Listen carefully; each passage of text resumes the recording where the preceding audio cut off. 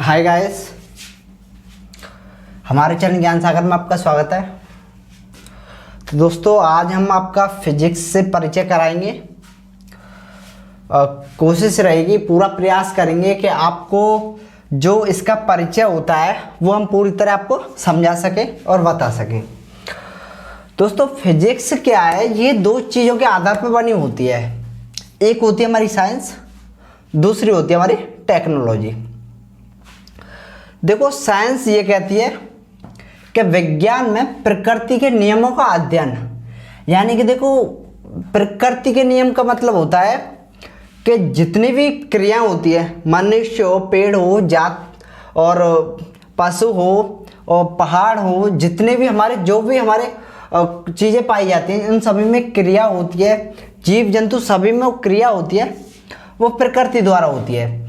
चाहे वो हमारी क्रिया हो, चाहे किसी जीव, पेड़ पौधे, पहाड़ पर्वत, किसी की भी वो क्रिया हो, लेकिन वो किसके द्वारा होती है? प्रकृति द्वारा, यानी कि स्वयं होती है। उसके द्वारा उनका अध्ययन करना। अब बात करते हैं कि उस क्रिया को नाम देना, वो कार्य करता है मनुष्य। यानी जो क्रिया होती है, जैसे हम सांस लेते हैं, खाना खाते हैं, तो क्या प्रकृति ने सब कुछ सिखाया है हमें, लेकिन इनको नामकरण वो किसने सिखाया? मनुष्य ने। और इन्हीं क्रियाओं को समझ के कार्यों को आसान करना, ये होता है टेक्नोलॉजी। जैसे आपने देखा होगा, हम फोन से हर किसी से संपर्क कर सकते हैं, कहीं से बात कर सकते हैं, किसी को भी देख सकते हैं। तो उन क्रियाओं के द्वारा, टेक्नोलॉजी के द्वारा कार्यों को आसान करना, वो होता है हमारा टेक्नोलॉजी। तो इन दो चीज़ों पर आधारित होती है हमारी फिजिक्स। अब बात करते हैं फिजिक्स के पिता की। तो फिजिक्स का पिता होता है सर आइजैक न्यूटन। न्यूटन को हम फिजिक्स का पिता कहते हैं। हालांकि इसने बहुत कुछ या बहुत लंबा योगदान दिया फिजिक्स के लिए। ऐसा नहीं है कि इसने नॉर्मली किसी एक वस्तु खोज करी और इसे फिजिक्स का पिता घोषित कर दिया, ऐसा नहीं है। इसने बहुत सारे नियम बताए हैं, जो कि मैं आपको बताऊंगा। इसने किस किस नियम की खोज की, क्या क्या इसने सिद्धांत दिए और किस किस के थ्योरी दी हैं, सभी के बारे में बताऊंगा। तो अब बात करते हैं फिजिक्स के ऊपर, क्या फिजिक्स के ऊपर किस तरीके से क्वेश्चन पूछे जाते हैं कॉम्पिटिटिव एग्जाम में। तो इसमें दो तरीके से क्वेश्चन आते हैं। देखो, फिजिक्स में बहुत सारी राशियां होती हैं। जैसे कि आप ले लो, बल होता है हमारा, कार्य होता है, लंबाई होता है, द्रव्यमान होता है, तापमान होता है, विद्युत धारा होती है, पदार्थ की संख्या होती है, और भी काफ़ी सारे होते हैं। वेग होता है, त्वरण होता है, संवेग होता है, बल आघूर्ण होता है, गुरुत्वाकर्षण होता है। ऐसे बहुत सारी राशियां होती हैं। अब बात करते हैं, प्रत्येक राशि की एक छोटी इकाई होती है, जिसे हम मात्रक कहते हैं। जैसे कि समय का मात्रक सेकंड होता है, तापमान का मात्रक केल्विन होता है। हालांकि 3 होते हैं तापमान के मात्रक, जो तापमान को 3 पैमानों पर मापा जाता है। इसी तरीके से तो क्या होता है, उनकी इकाइयाँ पूछी जाती हैं। सभी जितनी भी इकाइयाँ, ज़्यादातर इकाइयाँ पूछी जाती हैं सभी राशियों की। दूसरा क्वेश्चन आता है, आज के युग में जितनी भी टेक्नोलॉजी हैं, चाहे पानी में जहाज तैरता हो, चाहे रॉकेट आकाश में उड़ती हो, चाहे हमारा प्लेन उड़ता हो, चाहे कुछ भी कार्य संबंधित कोई भी टेक्नोलॉजी है, वो सभी किसी ना किसी नियम पर आधारित हैं, किसी ना किसी सिद्धांत पर आधारित हैं। जैसे कि अगर मान लो रॉकेट उड़ती है, तो वो सब एक संरक्षण पर कार्य करती है।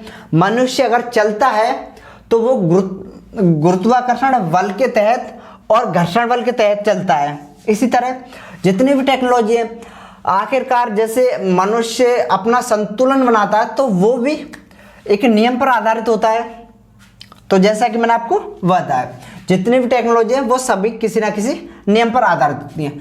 तो सबका एग्जाम्पल होता है, और एग्जाम्पल ही हमेशा पूछा जाता है। बस 2 ही क्वेश्चन पूछे जाते हैं। एक तो जो हमारी राशियां होती हैं, उनके मात्रक या इकाई पूछी जाती हैं, और दूसरा होता है कि जो आपको एग्जाम्पल दिया जाएगा और उससे पूछ लिया जाएगा कि ये न्यूटन का कौन सा नियम है, या गति का कौन सा नियम है, यह किस सिद्धांत पे कार्य करता है। ये सभी, अगर जल में जहाज तैरता तो वो किस सिद्धांत पे तैरता है। अगर प्लेन उड़ता है तो वो किस सिद्धांत पर उड़ता है, मनुष्य चलता है किस सिद्धांत पे चलता है। बहुत सारी, देखो मैं ज़्यादा तो नहीं बता पाऊंगा लेकिन एक आपको समझाने का तरीका बता सकता हूँ। हालांकि जितने भी टेक्नोलॉजी हैं जिससे क्वेश्चन बनते हैं वो सभी हम आने वाली क्लास में कराएंगे, लेकिन आज थोड़ा परिचय करा देते हैं।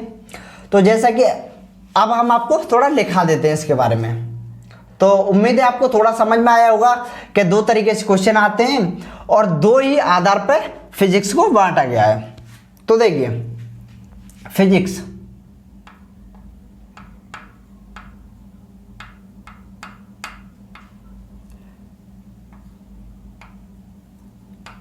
भौतिक विज्ञान,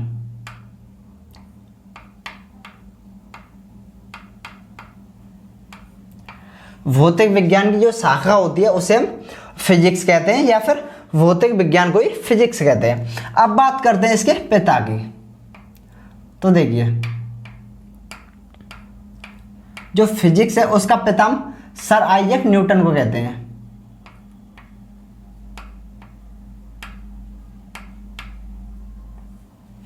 न्यूटन को।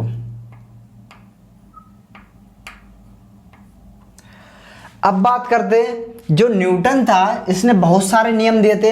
हालांकि मैं आपको इसकी दो पुस्तकों के नाम बता देता हूं जो कि अक्सर पूछ ली जाती है। इन्होंने दो पुस्तक लिखी थी, दो किताब लिखी थी। एक थी हमारी ऑप्टिक और एक थी हमारी प्रिंसिपिया।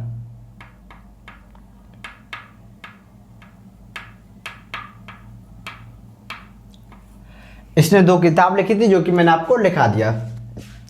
तो अब बात करते हैं, थोड़ा मैं आपको साइंस के बारे में बता देता हूं और टेक्नोलॉजी के बारे में बता देता हूं।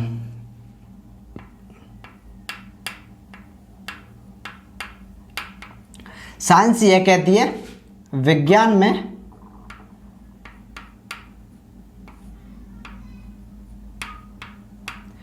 प्रकृति के नियमों का अध्ययन।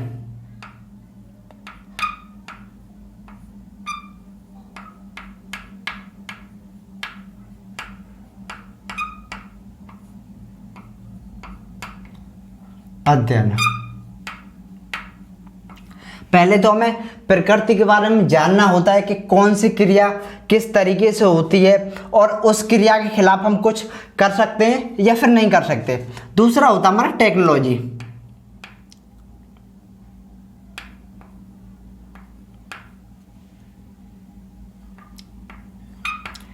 जब वो क्रिया हमें समझ में आ जाती है तब उसका हम अपने व्यवसाय यानी अपने कार्यों को आसान बनाने में उसका प्रयोग करते हैं। यानी कि विज्ञान के नियमों का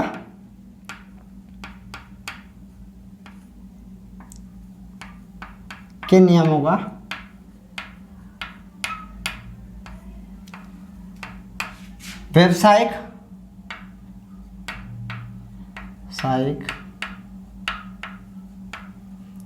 अनुप्रयोग।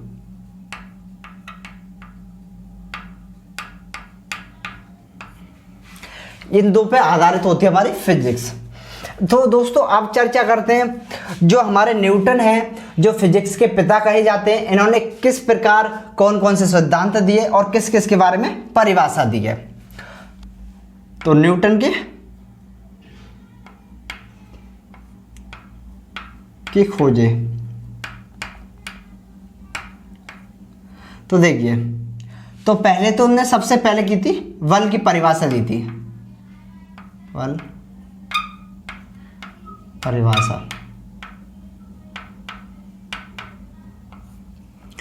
दूसरा इसने दिया था सार्वत्रिक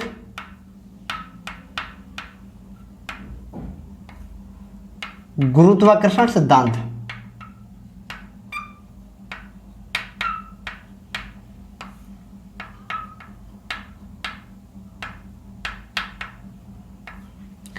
अब बात करते हैं, आपने देखा होगा जो प्रकाश होता है या फिर सूर्य की जो किरण होती है, जो उसकी श्वेत किरण होती है, तो वह 7 रंगों से मिलकर बनी होती है। उसको भी सर्वप्रथम न्यूटन ने बताया था कि वह 7 रंगों से मिलकर बनी होती है। यानी प्रकाश की श्वेत किरण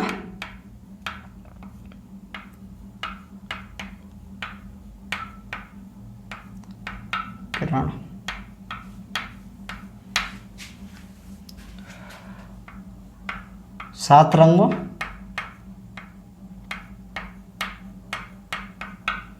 मिलकर वनी होती है।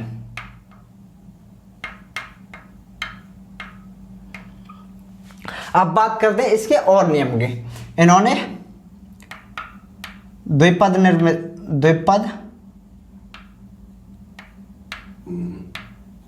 प्रमेय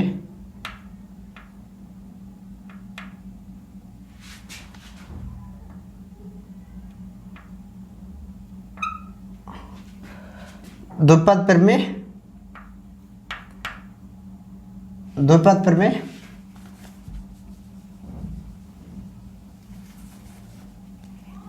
का नियम दिया।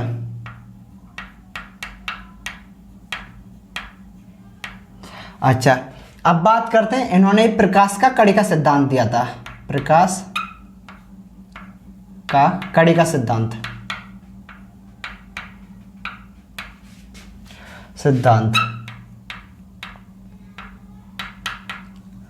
और आपने देखा होगा गति के नियम भी पूछ लिए जाते हैं। न्यूटन ने 3 गति के नियम दिए थे।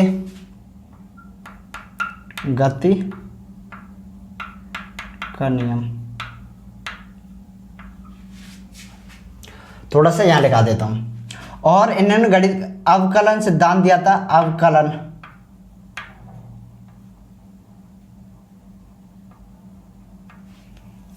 अवकलन गणित का सिद्धांत होता है। अवकलन गणित। इसी तरह काफी और सिद्धांत दिए थे। ये हमारे बल और ज्यादातर, हाँ लिखा दिए मैंने आपको, 8 सिद्धांत दिए थे जो कि मैंने आपको लिखा दिए। तो दोस्तों अब थोड़ा बता देते हैं आपको प्लांक समय क्या होता है और प्लांक लंबाई क्या होती है और ब्रह्मांड की उत्पत्ति कैसे होती है। लेकिन हालांकि आज की जो क्लास है वो हमारी थोड़े से परिचय में ही आपकी चली गई, लेकिन हो सकता है कल, पहले तो मैं इसे साफ करा देता हूँ फिर बताता हूँ आपको प्लांक लंबाई और प्लांक समय के बारे में।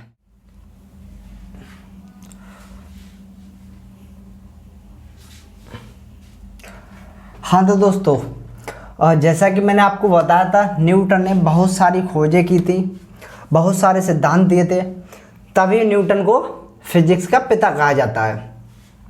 इसका बहुत सारा योगदान रहा है फिजिक्स में। अब बात करते हैं प्लांक समय की और प्लांक लंबाई क्या होती है और ब्रह्मांड की उत्पत्ति कैसे हुई है, इन बातों पे। तो देखिए थोड़ा सा लिखा देता हूं फिर आपको।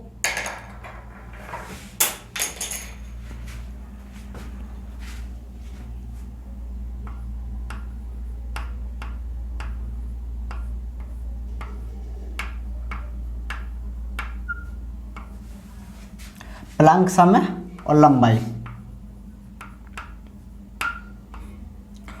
तो देखो प्लांक, पहले मैं आपको बता देता हूँ ये कितनी होती है। जो समय होता है वो होता है 10 की पावर माइनस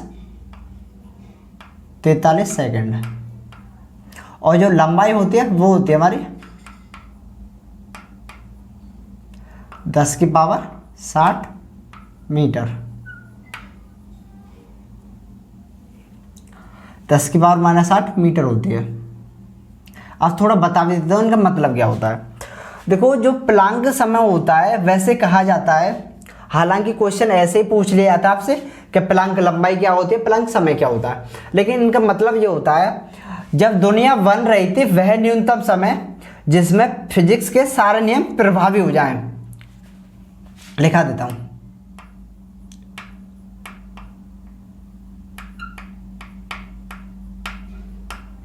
जब दुनिया बन रही थी वह न्यूनतम समय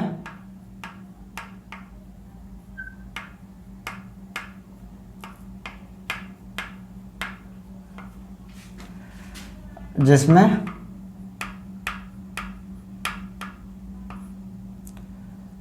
फिजिक्स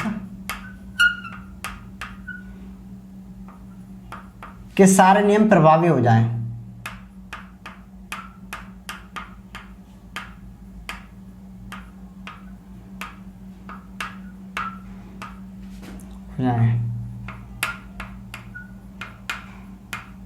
ये थोड़ा आपको समझने के लिए मैंने आपको लिखा दिया है। तो हालांकि पूछा ऐसे ही जाता है कि प्लांक समय क्या होता है और कितना होता है ये सब। अब बात करते हैं लंबाई की। देखो 10 की पावर माइनस के 10 की पावर 60 मीटर होती है। लेकिन अगर आपसे पूछा है ब्रह्मांड की कुल लंबाई या दुनिया की कुल लंबाई,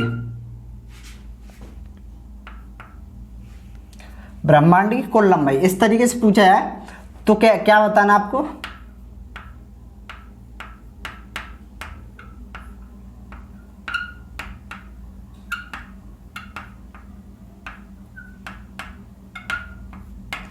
तब बताना आपको 10 की पावर 60 मीटर। अब बात करते हैं जो दुनिया या ब्रह्मांड की उत्पत्ति हुई थी वो कैसे हुई थी, ये क्वेश्चन पूछ लिया जाता है।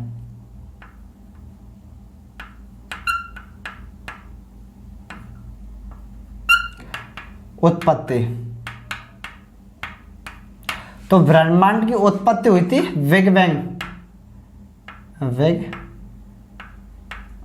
से, जिसे हम बोलते हैं महाविस्फोट से।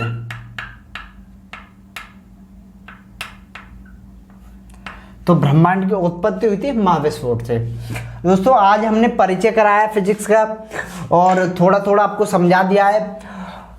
प्रयास तो पूरा किया है, लेकिन आपके ऊपर है ये कितना समझ में आया है।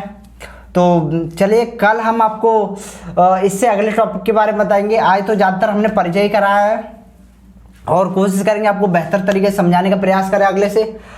तो कैसी लगी वीडियो, और अच्छी लगी हो तो थोड़ा शेयर कर दीजिए और लाइक कर दीजिए। तो चलते हैं।